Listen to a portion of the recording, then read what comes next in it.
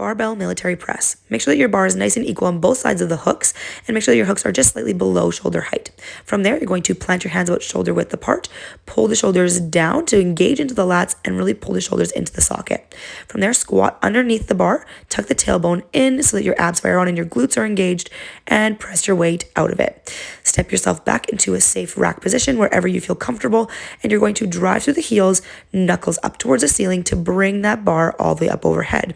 Now, there's a lot of things to think about here. You want to keep your tailbone tucked in and your ribs from flaring, so keeping your core engaged and your hip flexors nice and open.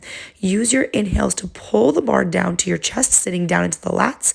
Exhale, you're going to drive through the knuckles, stopping the weight before the shoulders reach up for the ears. You want to avoid that upper trap activation and think mostly about your lats doing the work for you here.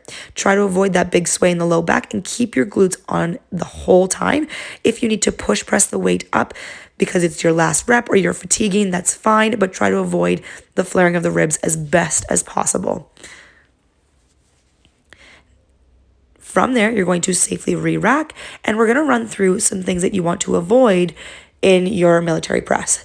These are the most common issues that I see and the most common issues that I've also struggled with. Now, let's get to it. So, safe setup as always. The number one thing you want to avoid is the flaring of the low back. As you can see here, the lumbar spine or the low back is going to be at risk and very vulnerable of carrying the weight, and we want to avoid that, especially as you increase in your weights in your military press. The next thing is pushing your chin forward and having that big arch from the wrist all the way down to the low back.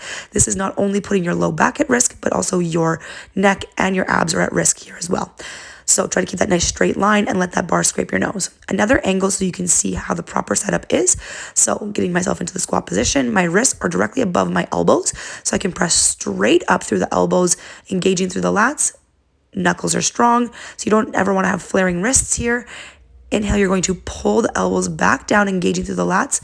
Exhale, drive through. Now, what happens if you don't have the hooks to set up?